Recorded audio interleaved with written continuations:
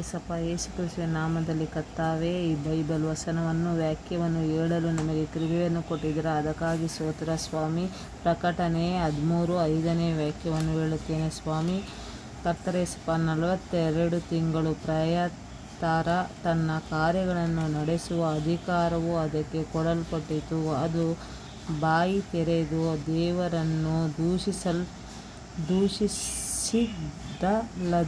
ಆತನ ನಾಮವನ್ನು, ಆತನ ನಿವಾಸವನ್ನು, ಪರಲೋಕ ನಿವಾಸಿಗಳನ್ನು ದೂಷಿಸಿತು. ಇದಲ್ಲದೆ ದೇವಜನರ ಮೇಲೆ ಯುದ್ಧ ಮಾಡಿ ಅವರನ್ನು ಜಯಿಸುವುದಕ್ಕೆ ಅದಕ್ಕೆ ಅಧಿಕಾರ ಕೊಡಲ್ಪಟ್ಟಿತು. ಮತ್ತು ಸಕಲ ಕುಲ, ಪ್ರಜೆ, ಭಾಷೆ, ಜನಾಂಗಗಳ ಮೇಲೆ ಅದಕ್ಕೆ ಅಧಿಕಾರವು ಕೊಡಲ್ಪಟ್ಟಿತು. ಜಗದುತ್ಪತ್ತಿಗೆ ಮೊದಲೇ ಕೊಯ್ಯಲ್ಪಟ್ಟ ಕುರಿಯಾಯಿತು.